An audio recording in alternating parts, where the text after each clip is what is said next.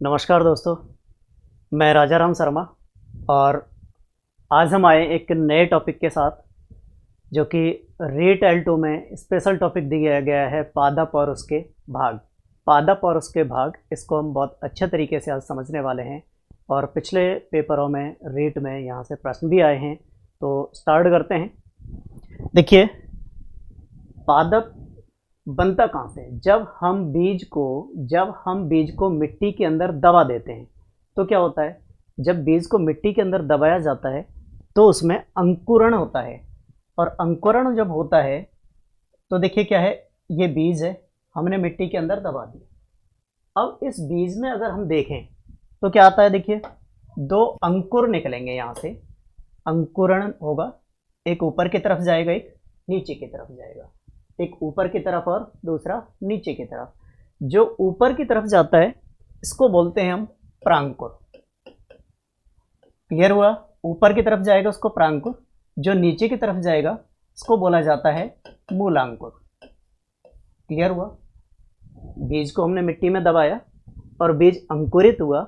अंकुरित होने के बाद इसके दो भाग बनेंगे।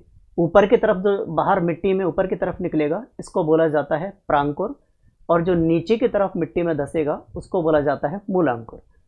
जो प्रांकुर है ये निर्माण करता है किसका? तना और पत्ती, ठीक है, और शाखाओं का। उसके बाद दूसरा जो है जिसको हम बोल रहे हैं मूलांकुर, मूलांकुर के द्वारा जड़ का निर्माण किया जाता है, मूल का निर्माण किया जाता है। क्लियर हो गया? बीज का अंकुरण होता है तो नीचे की तरफ जो जाएगा उसे मूलांकुर, ऊपर की तरफ जो निकलेगा उसे हम प्रांकुर कहते हैं।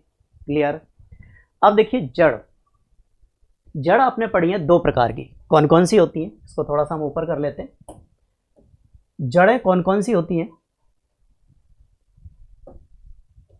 देखिए, हम बात करते हैं जड़ की।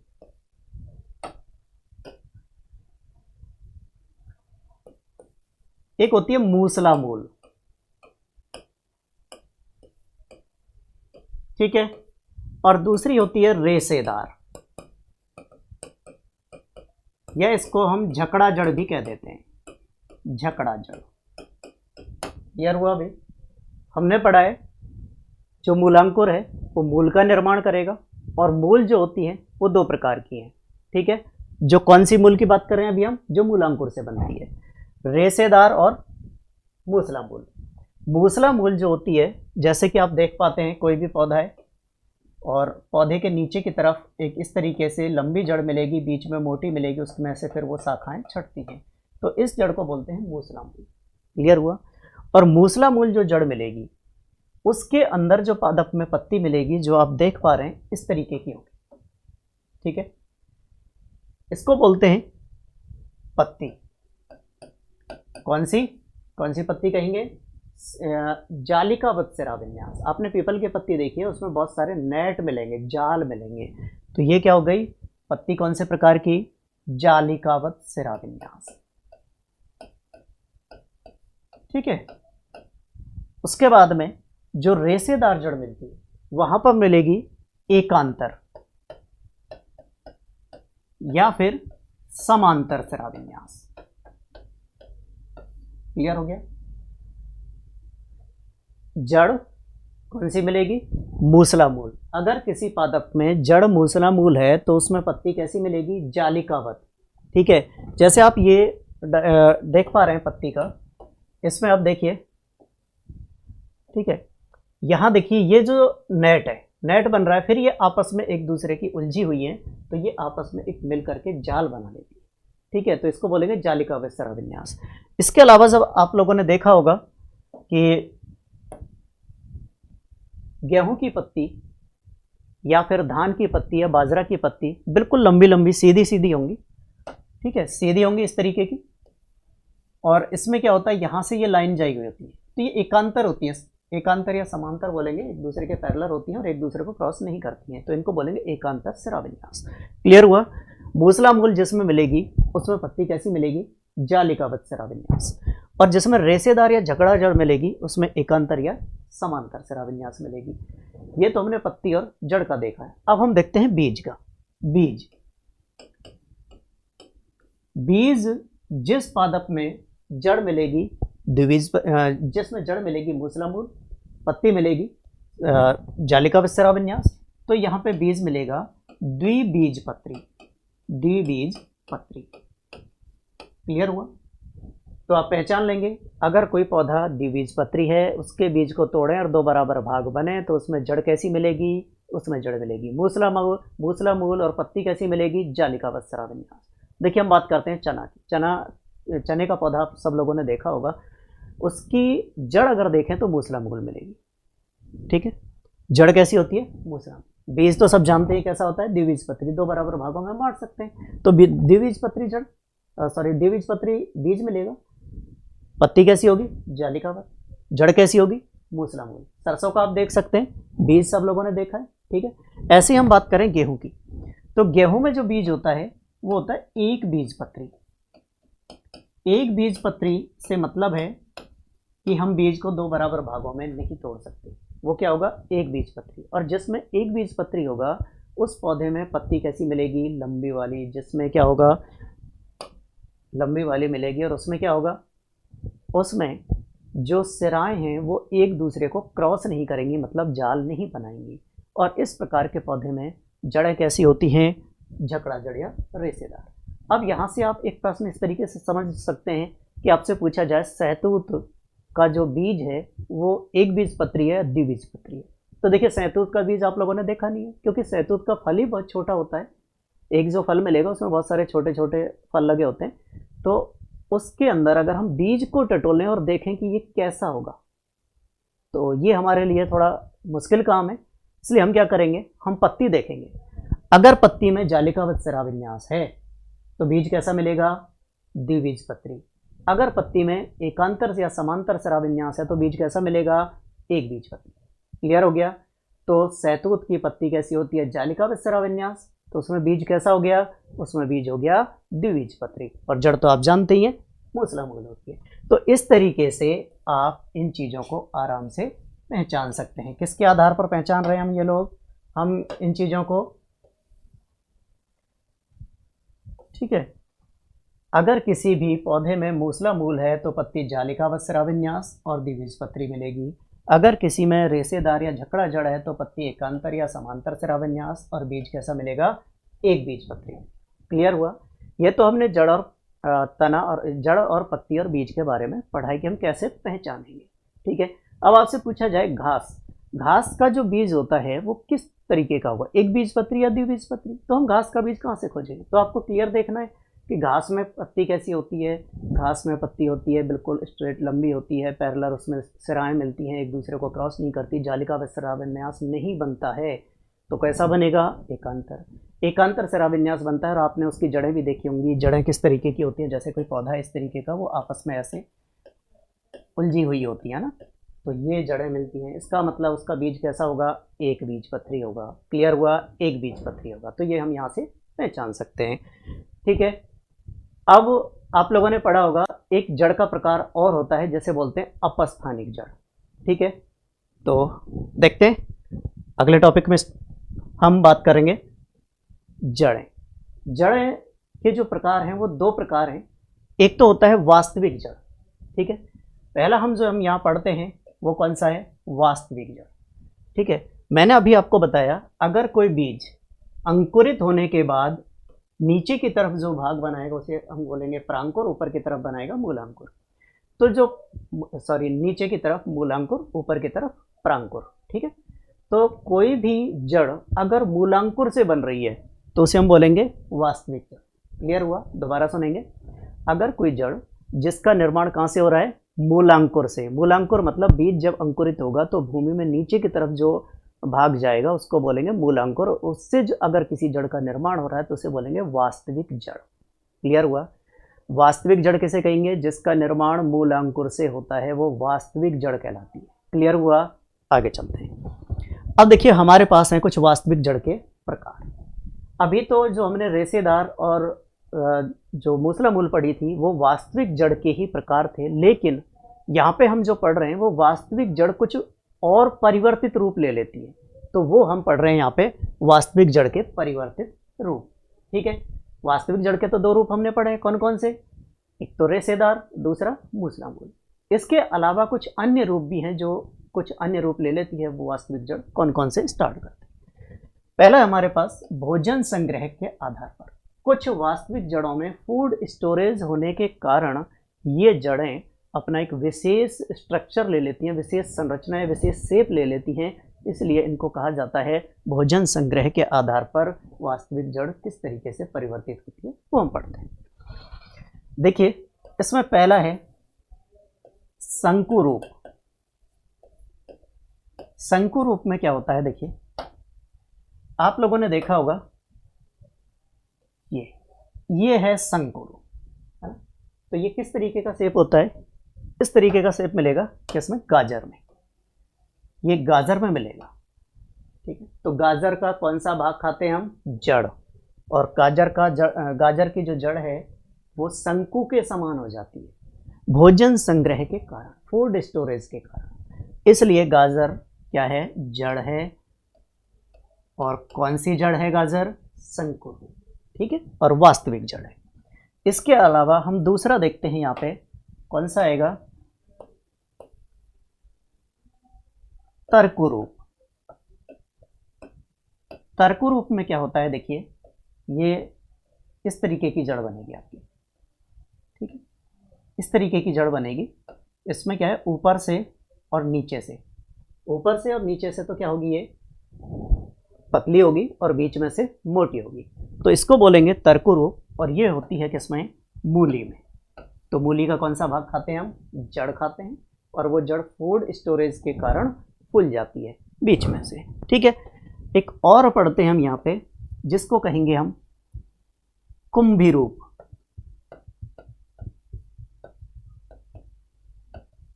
ठीक है, इसको क्या कह रहे हैं, कुंभी रूप। कुंभ मतलब घड़े के समान, इस तरीके से हो जाती है, ठीक है। ये जड़ है और ये किस में मिलती है, आप जानते हैं, ये चुकंदर, ठीक है, चुकंदर में मिलेगी या सलजम में मिलेगी।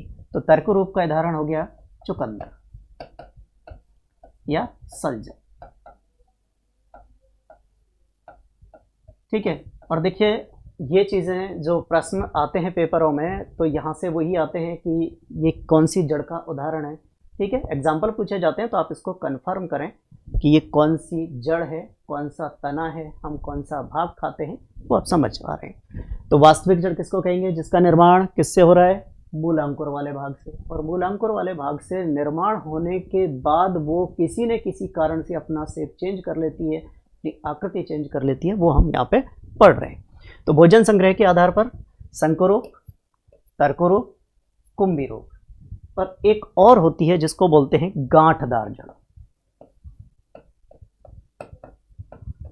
गांठदार जो जड़ होती है, इसमें फूड स्टोरेज होने के कारण जगह जगह गांठ आ जाती है, ठीक है, जगह जगह एक गांठदार संरचना बन जाती हैं, इसको हम बोलते हैं गांठदार जड़। और ये मिलती है गुल ए बांस में, गुल ए बांस। क्लियर हुआ अभी। देखिए जो आज हम जो टॉपिक पढ़ रहे हैं ना, ये रीट L2 के लिए बहुत ही महत्वपूर्ण टॉपिक है। यहाँ से आपको एक प्रश्न पक्का मिलेगा, ठीक है, क्योंकि एक यूनिट में प्लांट्स वाला जो पोर्शन है वो यही है, छोटा सा पोर्शन है। इसको हम आज की ही वीडियो में कंप्लीट कर देंगे और आपका एक क्वेश्चन पक्का हो जाएगा, ठीक है। तो गांठदार जड़ गोले बांस में मिलती है और ये किसके आधार पर है, भोजन संग्रह के आधार पर। उसके बाद हम अगला पढ़ते हैं ग्रंथिल जड़। ग्रंथिल जड़ क्या होता है, आपने देखा होगा चना या इस तरीके के जो पौधे जिनमें राइजोबियम जीवाणु पाई जाती हैं जिनकी जड़ों के अंदर, ठीक है। तो लेंग्यूमिनेसी कुल के पादप, लेंग्यूमिनेसी कुल के पादप जिनकी जड़ों में गांठें पाई जाती हैं और गांठों के कारण ये जो हैं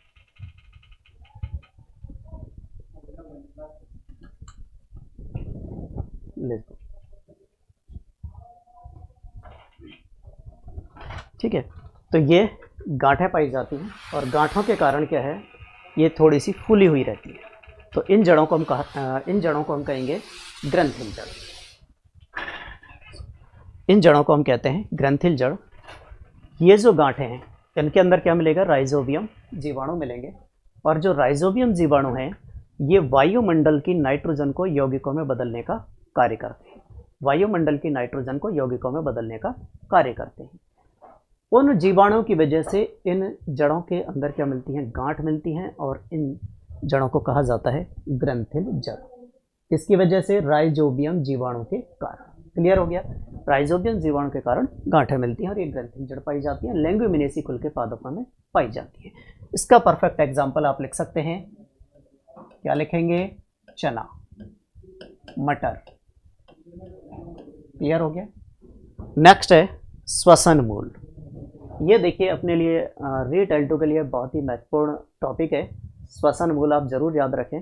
एक तो श्वसन मूल वास्तविक जड़ होगी। क्यों होगी वास्तविक जड़, क्योंकि ये आती कहाँ से, ये मूलांकुर वाले भाग से बनती है। और ये है क्या चीज़, देखिए दलदल वाले क्षेत्रों में क्या होता है, दलदल वाले क्षेत्रों में किसकी कमी होती है, नाइट्रोजन और ऑक्सीजन, दो पोषक तत्वों की कमी होती है दलदल वाले क्षेत्रों में, जिनका नाम है नाइट्रोजन और ऑक्सीजन। जो दलदल वाले क्षेत्रों में मिलने वाले जो कुछ पौधे हैं वो कीटों का भक्षण करते हैं, जिन्हें हम कीट भक्षी पादप कहते हैं। और वो कीटों का भक्षण इसीलिए करते हैं कि वहाँ पर नाइट्रोजन की प्रॉपर पूर्ति नहीं हो पाती। ऐसे ही दलदल वाली क्षेत्रों में दूसरी चीज़ रह जाती है ऑक्सीजन। ठीक है, ऑक्सीजन की कमी जब वहाँ होगी तो वो जड़ों को प्रॉपर ऑक्सीजन नहीं मिल पाएगी और वो जड़ें श्वसन के लिए बाहर की तरफ निकल आती हैं। ठीक है, वो जड़ें श्वसन के लिए बाहर की तरफ निकल आती हैं और उन्हें कहते हैं श्वसन मूल। और इन श्वसन मूलों को एक नाम दिया जाता है जो कहा जाता है न्यूमेटाफोर। न्यूमेटाफोर, क्लियर हुआ अभी, इनको हम क्या कह रहे हैं, न्यूमेटाफोर। तो देखिए ये एक प्लांट है जिसके अंदर आप देख पा रहे हैं ये बहुत सारी जड़ें, ठीक है, बहुत सारी जड़ें यहाँ पे निकली हुई। ठीक है, इन जड़ों को क्या कह रहे हैं, न्यूमेटाफोर। और ये श्वसन के लिए बाहर निकलती है, इसलिए क्या कह देते हैं, श्वसन मूल। जिन पौधों में ये जड़ें मिलती हैं उन पौधों को कहा जाता है मैंग्रोव वनस्पति। ठीक है, जिन पौधों में न्यूमेटाफोर जड़ मिलती है उसको क्या कहेंगे हम, उस पादप को कहेंगे मैंग्रोव, मैंग्रोव वनस्पति या मैंग्रोव पादप। और इसका एग्जाम्पल है क्या है, इसका बेंडा। रीट L2 वाले विशेष याद रखें, प्रश्न आ सकता है न्यूमेटाफोर जड़ें किस पौधे में पाई जाती हैं, प्रश्न आएगा मैंग्रोव वनस्पति में किस प्रकार की जड़ें पाई जाती हैं, उनको न्यूमेटाफोर कहते हैं। और ये पादपों में श्वसन में सहायक होती है और ये कहाँ मिलेंगी, दलदल वाले क्षेत्रों में। क्लियर हुआ, ये हमने पढ़ा है वास्तविक जड़। अब हम पढ़ते हैं अपस्थानिक जड़। ठीक है, अगला है अपना जड़ों के प्रकार हम पढ़ रहे हैं, और कौन सा, अपस्थानिक जड़। ठीक है, तो देखिए अपस्थानिक जड़ होती क्या है वो हम अभी हमने आपको बताया कि कोई भी बीज अंकुरित हुआ नीचे की तरफ जाएगा मूलांकुर और ऊपर की तरफ जाएगा प्रांकुर। अगर कोई भी पौधे का कोई भी भाग ऊपर की तरफ है, भूमि से ऊपर की तरफ बन रहा है, तो किससे बनेगा, प्रांकुर से। और अगर प्रांकुर से बनने वाले भागों से कोई जड़ निकलती है तो उसे कहेंगे अपस्थानिक जड़। क्लियर हुआ, प्रांकुर से कौन कौन से भाग बनेंगे, तना बनेगा, शाखाएं बनेंगी, पत्ती बनेगी। तना, शाखा या पत्ती से कोई भी जड़ बाहर निकलती है तो वो जड़ कहलाएगी अपस्थानिक जड़। क्लियर है, अपस्थानिक जड़ किससे बनेगी, प्रांकुर वाले भाग से, और मूलांकुर वाले भाग से जो जड़ बनेगी उसे हम कहेंगे वास्तविक जड़। ठीक है, अब हम यहाँ पे जो अपस्थानिक जड़ पढ़ रहे हैं उनके हैं प्रकार। ठीक है, पहला प्रकार है कंदीय मूल। क्या होती है कंदीय मूल, कंदीय मूल में क्या होता है, ऊपर वाला जो आपकी जड़ है मूलांकुर या प्रांकुर से निकलने वाली, ये जड़ एक गांठ के रूप में फूल जाती है और इसको हम बोल देते हैं कंदीय मूल। और ये एग्जाम्पल आता है शकरकंद। ठीक है,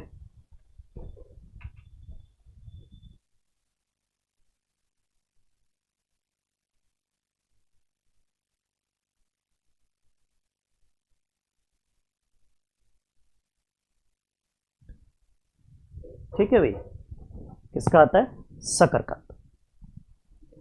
शकरकंद कौन से प्रकार की जड़ है, कंदीय मूल, और किस में आती है, अपस्थानिक जड़। तो हम शकरकंद का कौन सा भाग खाते हैं, जड़। अगला है जटामूल। ठीक है, जटामूल में क्या होता है, आपने देखा होगा बाजरा या गन्ना जिसमें गांठें मिलती हैं यहाँ से, है ना, जिनको बोलते हैं पर्व संधियाँ। इन गांठों को क्या कहते हैं, पर्व संधियाँ। और पर्व संधियों से जो जड़ें निकलती हैं इस तरीके से, गन्ना में देखी होंगी आपने, बाजरा या मक्का में देखी होंगी, इन पर्व संधियों से निकलने वाली जड़ों को क्या कहेंगे, कौन से प्रकार की, जटामूल। क्लियर है, जटामूल। अब बात करते हैं हम स्तंभ मूल की। अपस्थानिक में तीसरा प्रकार है स्तंभ मूल। इसमें क्या होता है, आपने देखा है बरगद, बरगद की जो जड़ें होती है जो कहाँ से निकलती हैं, शाखाओं से। बरगद की जड़ें शाखाओं से निकलती हैं और ये जड़ें नीचे जा कर के एक स्तंभ का कार्य करती हैं। स्तंभ मतलब एक पिलर का काम करती हैं। मुख्य तना गल जाता है और पूरा जो पौधा है वो इन जड़ों के ऊपर रुका रहता है। तो इसलिए इन जड़ों को स्तंभ मूल या कौन सी कहेंगे, पिलर रूट कहा जाता है। और आपको पता है ये जड़ें किसमें मिलती हैं, बरगद। तो स्तंभ मूल, और स्तंभ मूल कहाँ से निकल रही हैं, शाखाओं से, इसलिए किस में आएंगी, अपस्थानिक जड़। ठीक है, इसी के साथ अगला है आरोही जड़। ठीक है, आरोही जड़ क्या होती है, आरोही जड़ मिलती हैं किसके अंदर, जो आपने देखे पान, काली मिर्च, ये आपके लिए बहुत महत्वपूर्ण है, याद रखें इसे, पान, काली मिर्च, और इसी के साथ आता है इसमें मनी प्लांट। आपने देखा होगा बहुत सारे पौधे होते हैं जिनका तना एक प्रतानों की सहायता से, प्रतान बोलते हैं अपने स्प्रिंग की तरह जो निकलते हैं शाखाओं से, वो प्रतानों की सहायता से ऊपर की तरफ चढ़ते हैं। तो उन प्रतानों को कहा जाता है आरोही जड़, क्योंकि वो पौधे को ऊपर की तरफ चढ़ने में हेल्प करते हैं। ठीक है, आपको याद रखना, पान, काली मिर्च में मिलती है। अगला है पर्णिल जड़। पर्णिल जड़ क्या होती है, ऐसी जड़ जो पत्तियों से निकलती है, ऐसी जड़ जो पत्तियों से निकलती है उन्हें कहा जाता है पर्णिल जड़। ठीक है, और इसका एक परफेक्ट एग्जाम्पल आता है जिसको बोलते हैं ब्रायोफिलम। ब्रायोफिलम, और इसे हिंदी में कहा जाता है पत्थर चट्टा। पत्थर चट्टा, तो ये देखिए ये पत्ती का किनारा है और यहाँ से ये जड़ें निकली। ठीक है, तो ये किसका एग्जाम्पल हो गया, पत्थर चट्टा, पर्णिल जड़ का। और पर्णिल जड़ पत्ती से निकल रही है, इसलिए कौन सा प्रकार हो गया इसका, अपस्थानिक जड़। अगला इसमें स्वांगीकारी जड़। देखिए स्वांगीकारी जड़ क्या होती है, ऐसी जड़ें होती हैं, ऐसी जड़ें होती हैं जो कहाँ से निकलती हैं, सॉरी, ये ऐसी जड़ें होती हैं जो हरे रंग की होती हैं। अगर किसी पौधे में कोई भाग हरे रंग का है तो वह हरित लवक मिलेगा, जहाँ हरित लवक मिलेगा वहाँ प्रकाश संश्लेषण होगा। ठीक है, तो इस तरीके से स्वांगीकारी जड़ें हरे रंग की होती हैं, इसका मतलब ये प्रकाश संश्लेषण करती हैं, और प्रकाश संश्लेषण करने वाली जड़ों को कहा जाता है स्वांगीकारी जड़। और ये किस में मिलती हैं, ये मिलती हैं सिंघाड़ा में। क्लियर हुआ, सिंघाड़े में कैसी जड़ें होती हैं, स्वांगीकारी जड़ें, जो हरे रंग की होती हैं, प्रकाश संश्लेषण का कार्य करती है। अगला है आर्द्रताग्राही जड़। ठीक है, आर्द्रताग्राही जड़, ये थर्ड ग्रेड टीचर 2013 में अलवर से यहाँ से प्रश्न पूछा था। उस समय क्या डिस्ट्रिक्ट वाइज पेपर हुए थे, प्रश्न ये पूछा था कि ये आर्किड में किस प्रकार की जड़ें पाई जाती है। प्रश्न क्या था, आर्किड में किस प्रकार की जड़ें पाई जाती है। तो देखिए ये आर्द्रताग्राही जो जड़ है ये मिलती है जहाँ पे बहुत ज़्यादा नमी हो, मॉइस्चर हो, उस एरिया में जहाँ पे आर्द्रता ज़्यादा हो। और ये परजीवी पादप होते हैं जो दूसरे पादपों के ऊपर रहते हैं और इनकी जड़ें लटकी हुई होती हैं। मॉइस्चर या जो आर्द्रता होती है उसे ये ग्रहण करते हैं वातावरण में से, और इस आधार पर इन्हें कह देते हैं आर्द्रताग्राही जड़। जिन पौधों में आर्द्रताग्राही जड़ें पाई जाती हैं उन पौधों को कहा जाता है आर्किड, और हिंदी में इसे कहते हैं अधिपादप। अधिपादप, इसका परफेक्ट एग्जाम्पल है बेंडा। क्लियर है, तो थर्ड ग्रेड टीचर 2013 में अलवर से ही प्रश्न बना था कि आर्किड में किस प्रकार की जड़ें मिलती हैं। तो किस प्रकार की जड़ें मिलती हैं, आर्द्रताग्राही जड़ें। क्लियर हुआ। यहाँ पे एक जड़ और है, परजीवी जड़। परजीवी जड़ जो अमरबेल में मिलती है, परजीवी पादप होता है इसलिए उसमें मिलती है अमरबेल में। क्लियर हो गया, ये है परजीवी। ठीक है, तो ये हमने जो अभी पढ़ा है ये क्या है, जड़, और कौन सी जड़? ऐसी जड़ें जो प्रांकुर वाले भाग से बनती हैं, प्रांकुर वाले भाग से बनती हैं, चाहे वो शाखाओं से बने, पत्तियों से बने, ठीक है, चाहे तना से बने। इसी में एक आती है संकुचनशील जड़। संकुचनशील जड़ मिलती है केसर के अंदर, और इन जड़ों की इतनी क्षमता होती है कि 70% तक संकुचित हो जाती है, ठीक है। तो ये संकुचनशील जड़ हैं जो मिलती है केसर के। ये हमने पढ़ा था जड़ों के प्रकार, ठीक है। पहले हमने वास्तविक जड़ जो कि मूलांकुर से बनती है, फिर हमने पढ़ा जो कि प्रांकुर से बनने वाली जड़ें होती हैं, ठीक है। नेक्स्ट आता है अपना तना। तो देखिए तना जो है वो है क्या चीज़? तना बनता कहाँ से है? हम सब जानते हैं जो तना बनेगा कहाँ से बनेगा? तना बनेगा, कोई भी बीज अंकुरित हुआ तो ऊपर की तरफ जाएगा, तो ये क्या है? प्रांकुर। प्रांकुर वाले भाग से तना बनेगा, ठीक है। तने को हमने दो भागों में बांटा है, एक तो है वायवीय तना और दूसरा है भूमिगत तना। वायवीय तना जो भूमि के ऊपर रहेगा, वायु में रहेगा, जिसमें पहला है हासित तना, मतलब ये तना बिल्कुल ही विलुप्त होता है, ये मानिए आप। और ये तना मिलेगा किसमें? गाजर, मूली, ठीक है, चुकंदर, इस तरीके के इन पौधों में कौन सा तना मिलता है? हासित तना, मतलब एकदम से विलुप्त। ऊर्ध्व तना जो स्ट्रेट खड़ा मिलेगा, एकदम सीधा आपको खड़ा हुआ मिलेगा, ठीक है। तो ये आपके गेहूँ, सरसों, पीपल, आम, नीम, जिनमें ऊर्ध्व ऊपर की तरफ मिलेगा। एक ये विसर्पी तना। विसर्पी तना जो किसी आधार के सहारे से लिपटता हुआ ऊपर की तरफ चढ़ता है, किसी आधार के सहारे से लपटता हुआ ऊपर की तरफ चढ़ेगा, उसे बोलेंगे कौन सा? विसर्पी तना, ठीक है। और सॉरी, ये होगा विसर्पी तना जो रेंग कर चलता है, ठीक है, इसको थोड़ा करेक्ट कीजिएगा। विसर्पी तना जो रेंग कर चलता है, जो मिलता है घास के अंदर, ठीक है, घास में मिलेगा। और आरोही तना जो किसी भी सहारे से, किसी आधार से ऊपर की तरफ लिपटता हुआ चलेगा, उसे कहेंगे हम आरोही तना, जो मिलता है पान, काली मिर्च, इन सब, ठीक है। अब लास्ट रह जाता है अपना भूमिगत तना। भूमिगत तना किसको कहेंगे? जो भूमि के अंदर, मिट्टी के अंदर दबा हुआ तना मिलेगा, क्लियर है। जिसमें पहला है कंद तना। कंद तना में आता है आलू, ठीक है।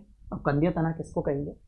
आलू आपने देखा है जिनको हम बोलते हैं आलू की आंख, वो होती है कक्षस्थ कलिकाएं। अगर कक्षस्थ कलिकाएं किसी सल्क पत्र के द्वारा, मतलब छिलके के द्वारा ढकी हुई हैं, तो ऐसे तना को हम बोलते हैं कौन सा? कंदीय तना। और ये होता है आलू। तो आप याद रखें, शकरकंद और आलू टेस्ट में लगभग एक जैसे हो सकते हैं, देखने में एक जैसे हो सकते हैं, लेकिन जड़ है शकरकंद और तना है आलू। प्रकंद। प्रकंद में क्या होता है? आपने देखोगे अदरक या हल्दी, तो उनमें अदरक या हल्दी में क्या होता है? जो पर्व संधियाँ हैं वो सल्क पत्र से ढकी होती है, इसलिए पर्व संधि आपने देखा होगा, जब अदरक को हम देखते हैं तो छोटी छोटी ऐसे लाइनिंग सी दिखती है, ठीक है, तो उनको बोलेंगे पर्व संधि। और किससे ढकी हुई है? वो सल्क पत्र से, तो इसमें आएगा प्रकंद। तो प्रकंद में क्या आएगा? अदरक, और क्या आएगा? हल्दी। हल्दी, कच्ची हल्दी आपने देखी हो अदरक की तरह। एक होता है घन कंद। देखिए अदरक और हल्दी की तरह ही एक एग्जाम्पल आता है यहाँ पे अरबी, जो सब्जी बनाने के काम में ली जाती है, ठीक है। अरबी, अरबी बिल्कुल अदरक की तरह ही होती है, लेकिन होता क्या है? अरबी में ऊर्ध्व वृद्धि होती है, ऐसे ऊपर की तरफ, ठीक है। ऐसे नहीं कहीं से भी जी चाहे जहाँ से वृद्धि हो जाए, तो ऊर्ध्व वृद्धि होती है, इसलिए इसको कहा जाता है घन कंद। इसी श्रेणी में एक और आ जाता है सल्क कंद, ठीक है। सल्क कंद में आता है प्याज और लहसुन। प्याज और लहसुन जो होता है ये किस में आएगा? सल्क कंद में, क्योंकि इसमें भोजन सल्क पत्रों के अंदर संग्रहित होता है, और भोजन संग्रह के कारण सल्क पत्र खुल जाते हैं, और ये है सल्क कंद, जो कि एक तना है और भूमिगत तना है। तो आज हमने इस टॉपिक में बहुत ही महत्वपूर्ण जानकारियाँ पढ़ी हैं, इनको आप ज़रूर याद रखें, रेट में आपके लिए ज़रूर मिलेगा, ठीक है। प्लस में पटवारी और एसएससी में भी इनमें से, मतलब आरएसएम, एसएसबी और एसएससी में, आरपीएससी में बहुत सारे इसमें से क्वेश्चन बनते रहे हैं, ठीक है। मिलते हैं नेक्स्ट वीडियो के साथ। Thank you.